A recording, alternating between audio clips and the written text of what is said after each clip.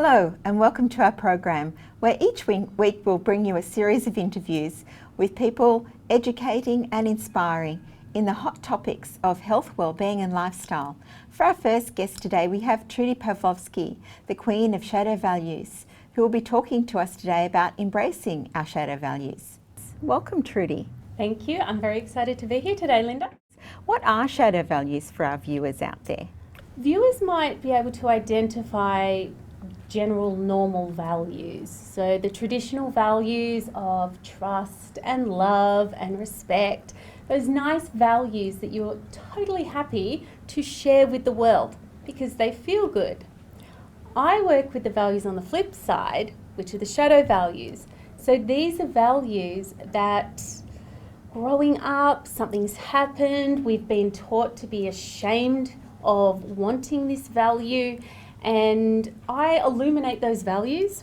We bring them into the light because when you harness the power of the shadow values, what happens, you use these values to motivate you with your goals, and your life just can take off in ways that never before thought possible. So there's 10, and today obviously we don't have time to go through 10 of them. So I really wanted to share 2 of them today. So I wanted to talk about attention and validation, because when I work with people with these values and they embody it and they get it, their life really does start to transform. So I'll talk to you about attention first, because here we are on TV, like center of attention. So we've embodied this value, right? We feel good about getting attention. But I want to ask the viewers, how many of you out there secretly crave attention, to be seen, to be recognized, but you don't take the action to go out and do it? Especially if you're in business or you're wanting to change your life somehow, get a promotion, receiving attention when it feels good allows you to get what you really want. And then with validation, this is a really interesting one, because quite often when we're growing up and we're like little kids, we're always looking for approval from a parent or a teacher or an older sibling. But if we don't get that approval, we feel bad, and then we start looking for it further and further afield, and we lose trust in our own ability to make decisions for ourselves and to be okay going after what we want. So when we learn to invalidate ourselves internally and stop asking 20 people around us if what we want to do is okay, we just feel better. We start taking action from a place that's so much more inspired. And if we're in business or if we're looking to create something in our life, we get the momentum because we're not constantly having to check in with somebody else. Trudy, we were talking off camera about imposter syndrome. So could you explain to our viewers something a bit more about imposter syndrome and what it is for them? Imposter syndrome, which is a person's inability to believe in their own results, no matter how much they've studied, how much effort they've put in, no matter how many times people say good job. That ties in so closely with shadow values and downplayed their results. Chances are, if you're doing that and saying that to yourself, you've got imposter syndrome. And so what happens when you start embodying your shadow values, that little imposter syndrome voice, it just gets quieter and quieter and quieter in your mind, because your shadow values, when you can be comfortable with attention, can validate yourself, and some of the other ones, take control of your own life, honor your own ambitions, own your own superiority, be comfortable receiving money. When you build up all of those, the imposter syndrome stops, because you get comfortable being recognized for who you are. Because it goes back to our beliefs around what we have around who we are, how we show up, what we want to create in the life, and what we think is possible. And beliefs form in childhood, and they're based purely on our experiences, so they're very unique for everyone. And when you can look at your beliefs and see how they've formed patterns growing up and how they shape your life, then you can see these are my values, and they all tie together in a nice little bow. But if you want to start transforming these things, it's like, have a look at where you're putting the brakes on in your life, where you're saying, I can't possibly do that, or I can't receive that, or I'm not worthy. Because when you look at those patterns and those thoughts that you have in your head, that's when you can start creating the change. And it's not something that happens overnight. It's something that you chip away at every day. And you would start with the value of attention. And it's like, where do I not feel comfortable receiving attention? And one of the ladies I worked with, she didn't feel comfortable going out in a pretty dress and wearing lipstick. So she decided one day, because she'd received negative attention in the past, she decided that she was better than the past, and she wanted to reinvent the story that she was telling herself. So she got up one morning, she put on the nice dress, did her lipstick, did up her hair, and she walked down the street. And she'd made the decision when she was walking down the street to hold herself high, to smile at people, and be comfortable in that moment. So with that education that you've received in your own life about imposter syndrome, about shadow values and how all of these things play out for you, what really inspired you to look further into your own life and how that existed there? Yeah. I didn't have exactly a happy life, and there were times when I didn't want to be here anymore. And I got to a point in my life where I really had to make the decision, how do I want to feel? How do I want to show up? How do I want to be seen in this world? And what kind of legacy do I want to leave?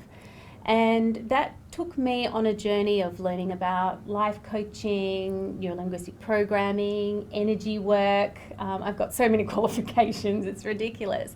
But it started with that decision to go, I want more. I deserve more. I'm worthy of more.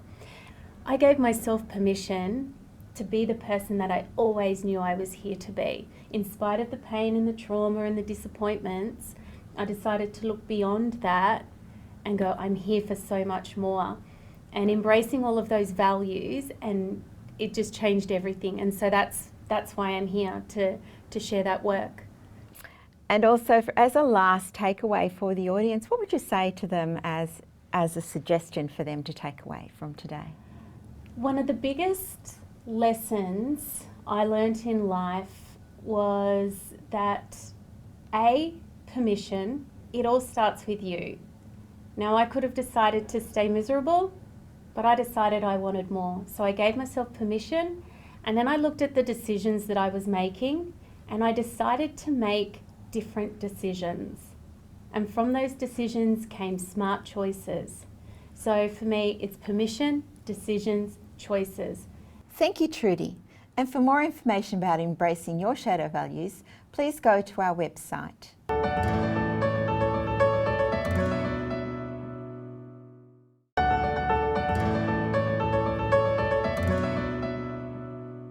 And now we're welcoming back Sondre Kalik, our Women's Sales Success Coach, and she's here today to talk to us about finding peace within sales. Yeah, I am. I know, it seems like, sales. I know. Making peace with sales. Most people don't think about this aspect of their business in terms of like how much resistance it actually builds up for them. You know, like especially as entrepreneurs, and you know, people in sales have this to a degree, but it really is when we're putting our own work out into the world that this really comes up for a lot of people. And so making peace with sales is, first of all, understanding what sales is and what sales is not. And how is a way as we as female entrepreneurs can do it in a way that is of service to us and of service to our clients is to have a conversation with them about what it is that we offer. But our role in that conversation is to listen more than we speak. So we are actually, you know, if you're talking more than 20% of the time, you're actually doing your conversation that you're having with somebody a disservice. And so, you know, with making peace with sales, it's also this awkward, you know, it's a tendency for it just to feel a little awkward for a lot of people. And so one of the practices that I teach women is for them to be able to align authentically the value of their work to the price and package of their work. And so in that, we get to really see that the work that we're taking out into the world, when we're solving somebody else's problem, when we're coming from our own experience and we're coming from knowledge and, you know, we have all of this resource, if we can really help one person transition from where they are to where they want to be, then that is priceless. And when we can really stand in the value of who we are and what we're offering, sales takes care of itself. Because there's no need to push, there is no need to discount. That's a really big one when making peace with sales, being able to stand in the value of the work it is that you do. And so the other part of making peace with sales is understanding that however good your product is, however good the service is that you offer, nothing can really start until there is that exchange. I have something to offer, and the monetary exchange for that transaction is called a sale. And so, you know, the highest service that we can be is to actually make that offer and make that invitation. And actually, I see that in business, if we're not making those offers and we're not actually making invitations for people to work with us, then we are actually not being of service. So why do I term this part making peace with sales? Because, you know, as female entrepreneurs and people that are taking their services out into the world, gifts and talents that they believe are going to help transform somebody's life, they really have this big heart of service that they really do, in fact, want to help people, right? And then it kind of goes, oh, and now I've got to ask people for money. Right? Their whole energy shifts and their whole way in which they see their gifts changes, right? And why is that? Mostly because in sales, you know, until you know how to do one in flow and what that all looks like, our main perception of sales is really a perception. It's been what we've accumulated over time. It has been around how we have been sold to in the past. It's about how we have met people and bought products or services from them where it was a lot of pressure. You know, there's a lot of, I don't really like to say it, but there's a lot of discomfort around selling because often there is that pressure. You know, we feel that we've been, you know, somebody's talked us into something that perhaps really isn't what it is that we want. Like that kind of used car salesman. It's exactly like thinking. that. It's exactly like that. And, you know, they rub their hands, they can kind of see us coming and we feel that, right? And so in sales, particularly in our businesses, we want a process that aligns with us, you know, that is still in the value of the service that we're offering, right? And for us, it's not about the money. But at the same time, we need to be able to bring money into our businesses so that they prosper, so that they, you know, there's more people that we can help and there's more people we can serve, and, you know, we get to experience more of our lifestyle and the things that we want and the things that are going to bring us joy. And so in the sales process, you know, for your own business, you've really almost got to let go of every sales encounter that you've ever experienced that didn't serve you, that made you feel uncomfortable, and you didn't go home with something that, you know, you really loved as much. So it's a really good idea to be able to determine what sales is and what sales isn't. So it isn't a conversation where there is any pressure. There is not a conversation where you are basically just selling somebody something to fatten your own wallet, especially in this entrepreneurial space where we are offering transformation. We really want to be able to feel like there is an exchange called money for the value of the work that we do. And being able to be in a process or be in a conversation with somebody where you're actually a guide.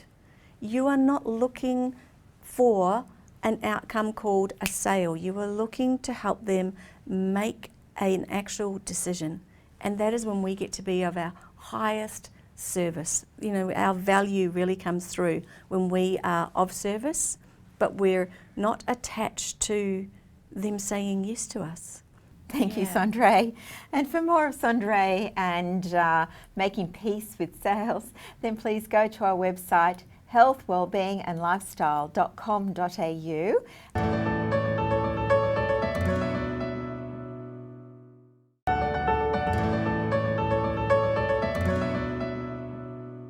Welcome back, and next we have Helen Mack back with us for the third in her series about optimising outcomes, and today it's about maintaining momentum. So over to you really, Helen. How do we maintain momentum? Isn't it hard? Sometimes we get things going, we just get started and then something gets in our way and we grind to a halt. Or it just feels so hard that we never even get going in the first place. So maximising momentum is about taking advantage of the little improvements, of the little successes that we have along the way.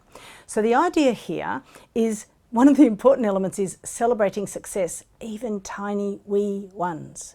Often we wait to celebrate until a big thing has happened, until we've achieved something wonderful and marvellous, and it just gets so hard to keep going because the good goals, the big goals that we achieve during our lives, whether that be a community goal, a family goal, a health goal, a wealth goal, whatever, they're not going to happen overnight. The big ones take time and effort. If we don't take time out along the way to go, yay, I made a tiny step forward. Yay, I made that adjustment. If we don't celebrate along the way, then it can very much feel like a grind. So maximising momentum is partially about celebrating the baby steps along the way and not waiting until the end for the big party. As you and I know, sometimes goals change. If you wait till the end, you might not get to the end that you thought it was going to be. You might have had a detour and end up in a completely different outcome in terms of what you want to be able to celebrate. So as a very small example, I got married in isolation. So we had all kinds of plans for this fabulous wedding ceremony that we were going to have, and it ended up being me and my beautiful new husband and 8 friends in a library at his farm. It was wonderful. But if we had only chosen to celebrate the big event, then we wouldn't have been celebrating the little wins along the way, the little pieces of the puzzle that fell in. The fact that my dress arrived 48 hours before the wedding, that was a celebration. So all of those little pieces kept us going at a time when sometimes it felt really, really hard. We need to make sure that we're recognising our efforts and the efforts of others in our team, our crew, our family, our group. Recognising other people's efforts can also help our momentum build and grow. It can even be, because I was just tuned into that, I kind of heard a lot of this stuff, and then I thought, what really clicked with me was something like, and I'm sure you use this, is like giving yourself a treat when you get to a certain stage, or really celebrating it in a way that is important for you. And what you've said there is perfect. What's important to you. So what you might use to celebrate and what someone else might use to celebrate can be two completely different things. And I think we also have an unfortunate habit of deciding that we're going to celebrate with big stuff. So as an example, I'm a reader, I love reading, and so a treat could be just spending an hour with a book, curled up in a corner, or it could be going and buying a book, whether that be online or wandering to a bookshop. One of my very good friends and business partners, what he does is when he's achieved a small goal that he wants to celebrate, he takes himself off to the movies. He has 3 young children. He goes to the movies to watch a U-Butte, boys kind of adventure flick, no children, popcorn, relax, do nothing for a couple of hours, and then comes out refreshed and ready to take the next step. So there's no rules about what the celebration has to be. No, that's wonderful. It just is what boosts your optimism, isn't Correct. it? What makes you feel good, yeah. Great. How we can maintain an optimistic attitude, especially, there's always changes happening in life. We always have the things evolving, as you've been sharing in previous segments. And how can we maintain that? So when we're looking at maintaining momentum, the optimistic attitude is clearly part of it. We need to be able to roll with the punches. We need to deal with the ups and downs. I think if life was just flat and everything was the same all the time, it would be quite boring. But we do have to deal with peaks and troughs. We have to deal with detours and obstacles. And to maintain momentum, we have to do two things simultaneously. We have to keep our eye on the prize. So we have to keep one eye, if you like, on the ultimate goal, and keep checking that we're still on path for that, or has the detour taken us somewhere we like?